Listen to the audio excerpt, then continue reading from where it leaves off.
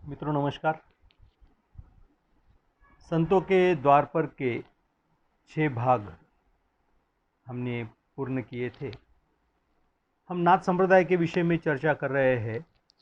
नाथ संप्रदाय का उदय और नाथ संप्रदाय में मत्स्येंद्रनाथ के विषय में हमने सारी चर्चा जो है वो कर ली है। अब जो महत्वपूर्ण नाथ जो है, नाथ संप्रदाय के सबसे महत्वपूर्ण जो नाथ है वो है गुरु गोरखनाथ। गोरखनाथ के विषय में आज हम थोड़ा सा देखेंगे, क्योंकि नाथ संप्रदाय को अगर समझना है तो आपको सबसे अधिक गोरखनाथ को समझना होगा, क्योंकि गोरखनाथ ही सही अर्थ में नाथ संप्रदाय के बहुत बड़े प्रचारक रहे हैं।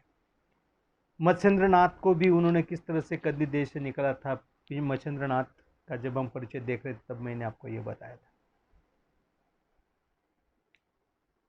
आज हम देखेंगे कि ये जो गोरखनाथ है, इनका जन्म जो है वो कैसे हुआ। बंगाल में चंद्रगिरी नाम का एक गांव है। उस गांव में घूमते घूमते मत्स्येंद्रनाथ जो है अपने कुछ शिष्यों के साथ घूमते घूमते वो वहां पर चले गए। क्योंकि पहले ही आपको ये पता है कि नाथ संप्रदाय के जो भी संत थे, नाथ जो थे, वो एक जगह पर नहीं रहते थे। पूरे देश में वो भ्रमण करते थे, पूरा देश वो घूमते थे और भिक्षा मांगकर ही खाते थे। 5 ही घर की भिक्षा मांगते थे, मैंने आपको बताया था, और फिर वो खाकर ही वे अपना गुजारा करते थे। अगर भिक्षा नहीं मिलती तो वो दिन उनके लिए उपवास होता था। जब मत्स्येंद्रनाथ उस गांव में गए चंद्रगिरी में, तब वो घूमते घूमते एक ब्राह्मण के घर वो गए। वहां पे जो महिला थी सरस्वती, वो सरस्वती जो महिला थी वो आई और उन्होंने मत्स्येंद्रनाथ को भिक्षा दी। मत्स्येंद्रनाथ ने देखा कि उस महिला के चेहरे पर अति पीड़ा है, वो दुखी है। तो अनायास ही मत्स्येंद्रनाथ ने उस सरस्वती जी से कहा कि माता, इस तरह से दुख और दर्द से कभी भी भिक्षा नहीं देनी चाहिए। अगर आपको भिक्षा देनी है तो बिल्कुल खुले दिल से, हसत मुख से आप भिक्षा दीजिए। जिससे क्या होता है, जो याचक है उसको खुशी मिलती है और वो आशीर्वाद देकर फिर आपको चला जाता है। आप इस तरह से दुखी कष्टी मन से किसी को भिक्षा आपको नहीं देनी चाहिए। और अगर जीवन में आपको सफल होना है तो निराशा की चादर ओढ़कर आपको नहीं जीना चाहिए, क्योंकि निराशा की चादर जो है वो सारी आशाओं पर पानी फेर देती है और आपका जीवन जो है वो और दुखतर और बदतर कर देती है। जब मत्स्येंद्रनाथ ने इस तरह से कहा, वो सरस्वती जो थी महिला, उसने हाथ जोड़े और वो रो पड़ी। उसने कहा कि हे गुरुवर,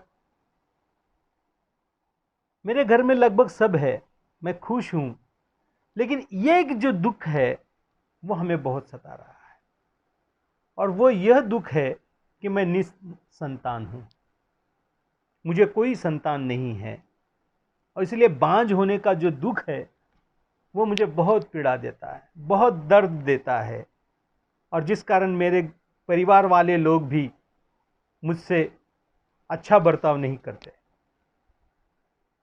मित्रों, हमारे देश में ये लगा हुआ बहुत बड़ा रोग है। मैंने पीछे भी किसी वीडियो में कहा था कि घर पे कुछ नहीं है, भले घर में खाने को नहीं है, लेकिन आपको वंश चाहिए, और वो वंश अगर नहीं है तो उसकी पूरी जिम्मेदारी जो है वो महिला पर डाल दी जाती है, और पुरुष दूसरी शादी करने के लिए तैयार हो जाता है। और इस तरह से आप देखिए, इतिहासों में देखिए, पुराणों में देखिए, धार्मिक ग्रंथों में देखिए, आपको ये दिखाई देगा कि एक राजा 2-2, 3-3, 4-4, 5-5, 10-10, 100-100 और रीतिकाल तक आते आते तो 200-200, 500-500 शादियां वो करता था। प्रभु राम के अगर घर का इतिहास हम देखें तो राजा दशरथ जो थे, इन्हें भी निपुत्रिक होने का शाप था। उन्होंने भी 3 शादियां की थी, कौशल्या, कैकेयी और सुमित्रा से, और तीनों को पुत्र प्राप्ति नहीं हुई थी। और बाद में फिर श्रावण बाल की कथा आपको पता है कि श्रावण बाल को मतलब गलती से उनका बाण लग गया दशरथ का, और फिर श्रावण बाल उसमें मर गए। फिर वो जो पानी लेने अपने माँ बाप के लिए आया था, तो राजा दशरथ वो पानी लेकर उन अंधे माँ बाप के पास जाता है, श्रावण बाल के माँ बाप के पास, और उन्हें कहता है कि गलती से मेरे हाथों आपके पुत्र की हत्या हो गई है, तुम कृपया मुझे क्षमा करें। तो माँ बाप जो है अंधे हैं, उन्हें नहीं पता सामने वाला कौन है क्या है, तो वो उन्हें शाप देते हैं और कहते हैं कि जिस तरह से हम पुत्र वियोग से तड़प तड़प कर मर रहे हैं, हम आपको शाप देते हैं कि आप भी पुत्र वियोग से तड़प तड़प कर मरोगे। और उसके बाद कहते हैं कि फिर वही शाप फलित होने के लिए दशरथ राजा के घर 4 बेटे हुए। बहरहाल हम गोरखनाथ की बात कर रहे हैं, मत्स्येंद्रनाथ की बात कर रहे हैं कि सरस्वती जी जो है वो रो रही है और वो कहती है कि मुझे वंश नहीं है और इसलिए मुझे बहुत तकलीफ होती है, मुझे बहुत ताने जो है घर के लोगों के और गांव वालों के सुनने पड़ते हैं। मित्रों, आज ये विज्ञान मान चुका है पूरी तरह से कि जिन लोगों को संतानें नहीं होती, उनमें अधिकतर मतलब 95%, 95 या 96% से भी अधिक जो जिम्मेदारी है वो पुरुष की होती है। पुरुष के शारीरिक अड़चनों के कारण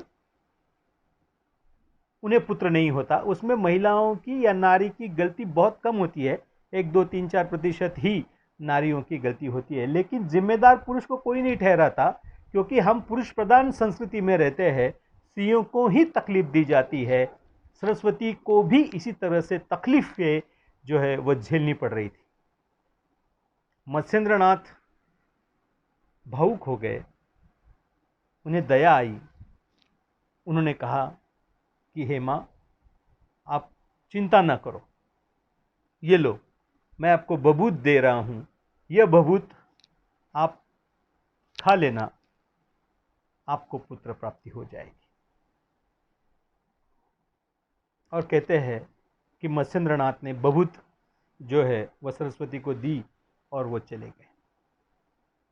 सरस्वती के हृदय में आनंद की लहरें उठने लगी, वो खुश हो गई। उसे लगा कि चलो ठीक है ना, कोई महात्मा थे जिनके आशीर्वाद से निश्चित ही मुझे पुत्र प्राप्ति होगी। और वो खुशी में सारे घर के कामकाज कर रही है। पति आते हैं, पति को वो कहती है कि इस तरह के साधु आए थे और उन्होंने मुझे कहा है कि मुझे पुत्र होगा, और वो बहुत कीर्तिमान पुत्र जो है वो अपने घर पैदा होने वाला है, और इस तरह से उन्होंने बबूत दी है। पति जो है पहले ही खिजे हुए हैं, इतने वर्षों से उन्हें पुत्र प्राप्ति नहीं हुए है, तो वो कहते हैं कि किन बुआओं के और इनके चक्कर में तुम पड़ गई हो, है ना। इस तरह से बबूत से कोई पुत्र प्राप्ति होती है क्या?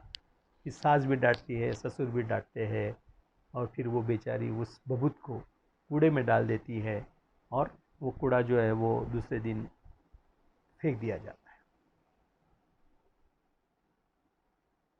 जब ये बबूत जो है मत्स्येंद्रनाथ ने जब ये बबूत सरस्वती को दी है, सरस्वती जी को उन्होंने कहा है कि 12 वर्ष बाद मैं आऊंगा और आपके पुत्र को आशीर्वाद देकर जाऊंगा। क्योंकि वो सतत भ्रमण करते थे नाथ, उन्हें पता था बंगाल में फिर से आने में उन्हें 12 महीने लगेंगे, 12 वर्ष लगेंगे। और फिर कहते हैं कि मत्स्येंद्रनाथ वहाँ से चले जाते हैं, और 12 वर्ष के बाद वो फिर उसी गांव में जाते हैं चंद्रगिरी में, और वहीं घर पर जाते हैं। वहीं पर वो कहते हैं अलख निरंजन, सरस्वती जी बाहर आई है, बिल्कुल कृश हो गई है।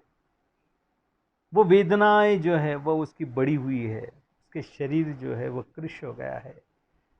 और वो आकर मत्स्येंद्रनाथ को भिक्षा देती है। तब मत्स्येंद्रनाथ कहते हैं कि माई,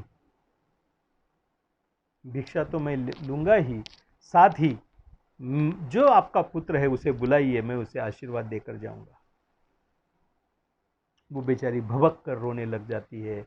वो कहती है कि हे गुरुवर, मुझे क्षमा करे ना, आपने जो रक्षा दी थी वो मेरे पति ने और मेरे सास ससुर ने मुझे खाने नहीं दिया, और इसलिए मैंने वो जो बबूत थी वो कूड़े में फेंक दी। मत्स्येंद्रनाथ क्रोधित होते हैं। वो कहते हैं कि तुम रोई थी, तुम पीड़ा में थी, इसलिए मैंने वो बबूत आपको दी थी, और आपने उसे फेंक दिया। पर अच्छा ठीक है, फेंक दिया तो फेंक दिया, कहाँ पर फेंका, मुझे वो जगह बताओ। और फिर कहते हैं कि उनका जो कूड़ा जहाँ पे फेंकते थे वहाँ पे वो ले जाती है, और वो कहती है कि यहाँ पर मैंने कूड़ा फेंका है। और फिर कहते हैं कि मत्स्येंद्रनाथ वहाँ पर अलख निरंजन का जयघोष करते हैं, और कहते हैं कि कूड़ेदान से एक 12 वर्ष का लड़का बाहर आता है और वो गुरुदेव को प्रणाम करता है। ये कथा है। इस कथा को कोई भी शारीरिक विज्ञान, जीव विज्ञान, भौतिक विज्ञान, आज हम 21वीं शताब्दी में जी रहे हैं, तो कोई इस बात को नहीं मानेगा कि बबूत से बच्चा हो गया। मित्रों, नाथ जो है, सभी नाथों के जो जन्म है वो अद्भुत है। लेकिन मुझे एक प्रश्न का उत्तर आपसे चाहिए, आप इस पे सोच सकते हैं।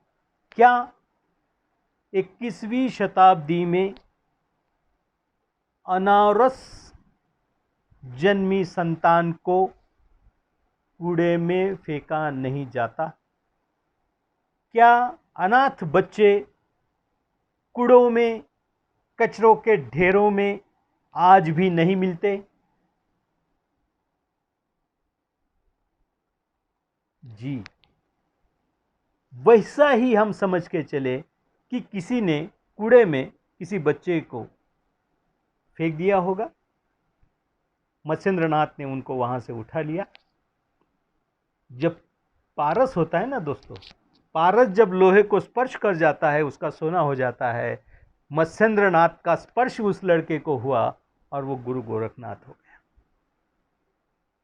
और कहते हैं कि तब मत्स्येंद्रनाथ उस बच्चे को लेकर वहां से निकल गए। वो औरत सरस्वती रोती रही। उन्होंने कहा कि महाराज मेरा लड़का मुझे दे जाइए। लड़का भी जो है वो कहता है कि गुरुजी बस मैं अब मोह माया में नहीं रहना चाहता, मैं अपने आप का उद्धार करना चाहता हूँ। और कहते हैं मत्स्येंद्रनाथ गोरखनाथ की उंगली पकड़कर उसे ले जाते हैं। जब मत्स्येंद्रनाथ गोरखनाथ दोनों जाते हैं, रास्ते पर गोरखनाथ तरह तरह के प्रश्न जो है वो मत्स्येंद्रनाथ से पूछते हैं कि मैं कौन हूँ, मैं कहाँ से आया, मैं क्या, और फिर ये विश्व किसने बनाया, मुझे किसने बनाया, ये वो इन सारे प्रश्नों के उत्तर देते देते मत्स्येंद्रनाथ भगवान भगवान शब्द का प्रयोग करते हैं। गुरु गोरखनाथ पूछ ही लेते हैं कि हे गुरुवर, मुझे कृपा करके बताइए ये भगवान होता क्या है।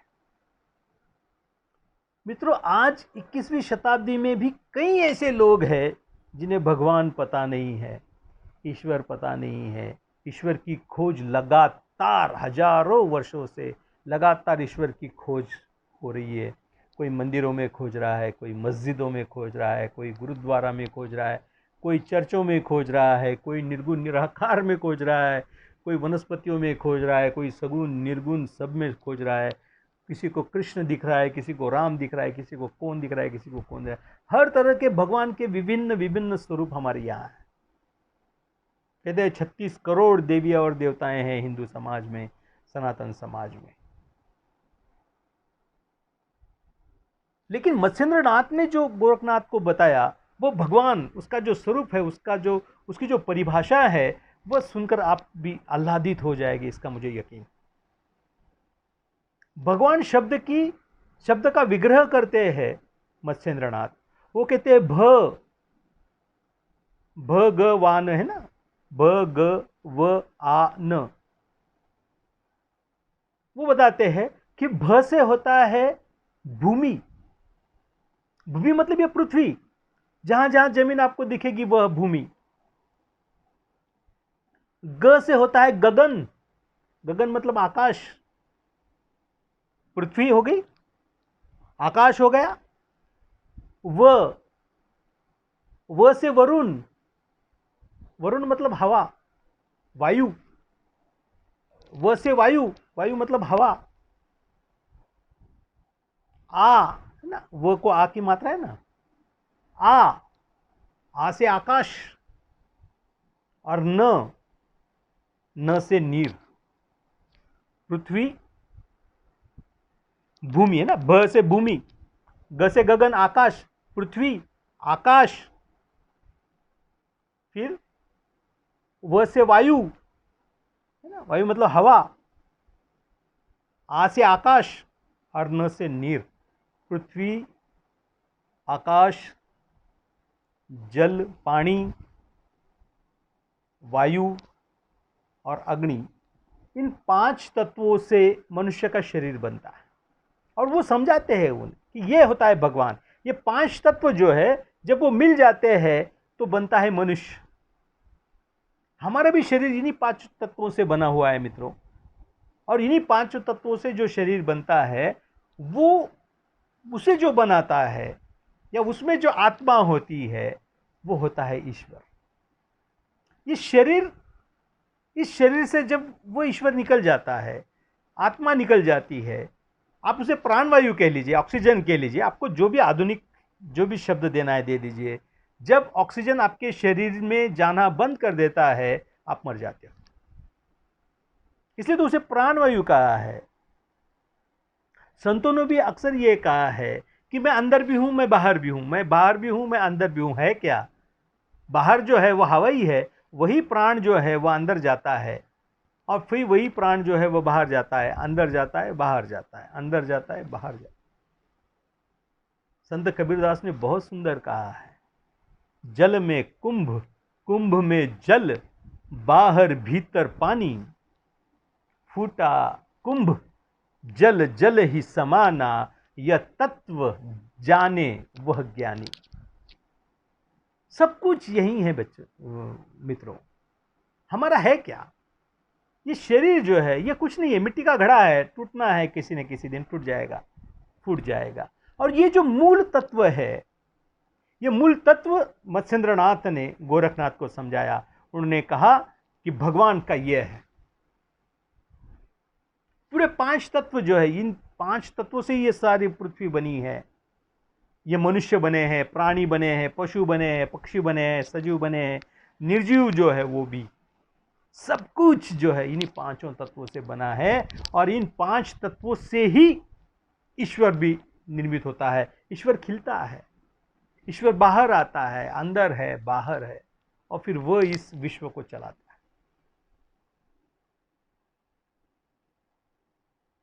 नाथ संप्रदाय के मूल पुरुष या आराध्य भले ही शिव को माना जाता है, लेकिन शिव कोई मूर्ति नहीं है, शिव कोई व्यक्ति नहीं है।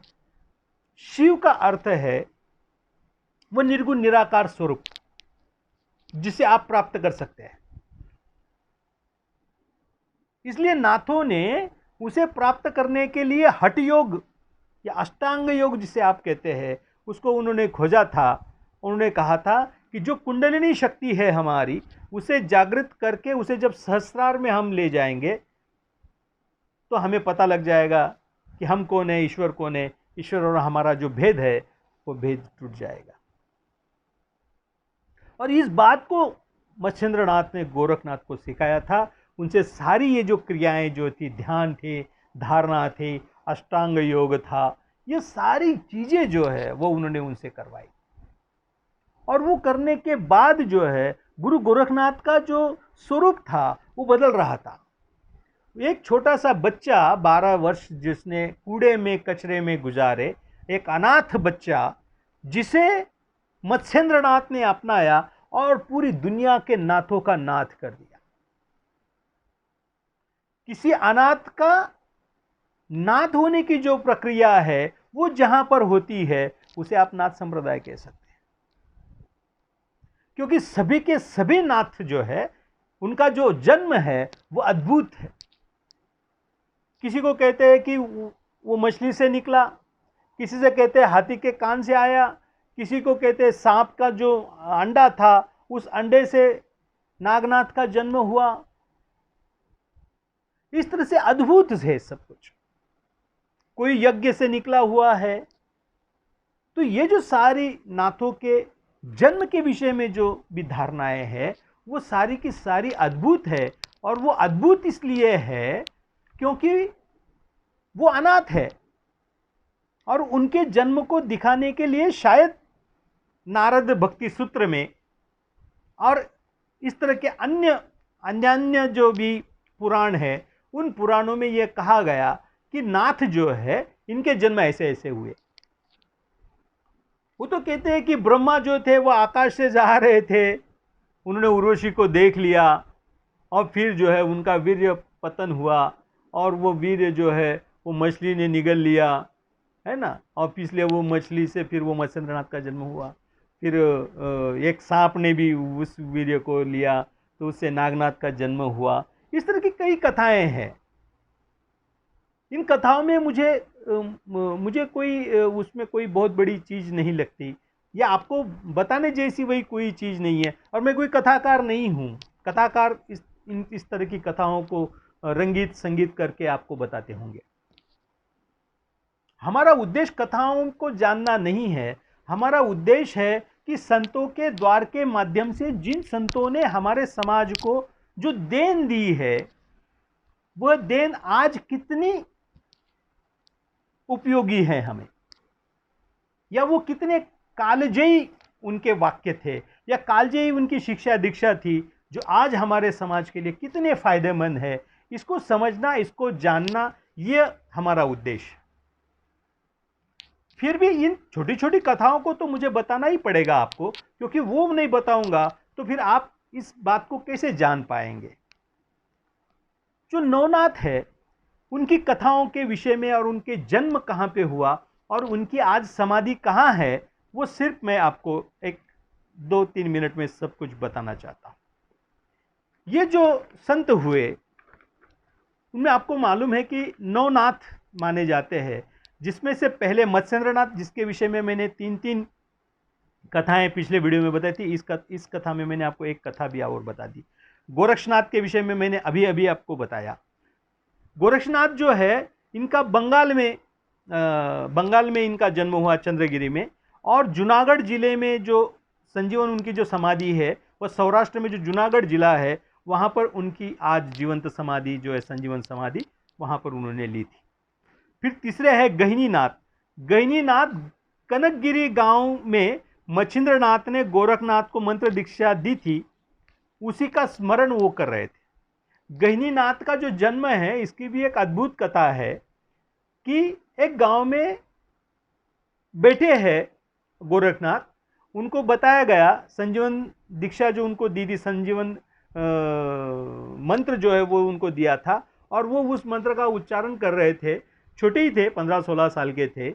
तो कहते हैं कि कनकगिरी में कुछ बच्चे जो है वो खेल रहे थे और उनको बैलगाड़ी और बैल हाँकने वाला एक गाड़ीवान जो था वो चाहिए था और उनको बनाते नहीं आ रहा था। तो कहते हैं कि वो खेलते खेलते गोरखनाथ के पास गए। अब ये भी छोटे बच्चे ही थे, 15 साल के, कोई बड़े युवक नहीं होता। तो उन्होंने ऐसे कह दिया कि महाराज बाबा हमको ये बना देंगे, हमें गाड़ी बनानी नहीं आ रही है, मुझे गाड़ी बना कर दो और गाड़ीवान भी बना दो। कहते हैं कि गोरखनाथ तब संजीवन मंत्र को उच्चारण कर रहे थे और तब वहाँ पे उन्होंने एक बैलगाड़ी बनाई और फिर एक गाड़ीवान भी बनाया। और संजीवन मंत्र के उच्चारण के कारण क्या हुआ कि वो मिट्टी का जो गाड़ीवान उन्होंने बनाया था, मूर्ति बनाई थी, उसमें वो जान फूंकी गई और वो बच्चा रोने लग गया। और फिर कहते कि सब बच्चे जो है वो वहाँ से डर कर भाग गए। फिर गांव से सारे लोग आए और उन्होंने वो चमत्कार देखा। तभी मत्स्येंद्रनाथ भी जो बाहर गए हुए थे वो भी आ गए और मत्स्येंद्रनाथ ने देखा कि अरे ये तो संजीवन विद्या का कारण ये बच्चा जो है ये जन्मा है। और फिर उस बच्चे को उसी गांव में किसी ब्राह्मण दाम्पत्य को उन्होंने संभालने के लिए दिया और कहा कि 12 वर्ष के बाद हम इसे ले जाएंगे। और फिर कहते हैं कि 12 वर्ष बाद गोरखनाथ गए और वो गहिनीनाथ को फिर से नाथ संप्रदाय में लेके आए। फिर उन्होंने उनको दीक्षा दी और यही वो गहिनीनाथ है जिनसे निवृत्तिनाथ को दीक्षा मिली और निवृत्तिनाथ से फिर ज्ञानेश्वर को मिली और ज्ञानेश्वर के बाद फिर वारकरी संप्रदाय की शुरुआत हुई।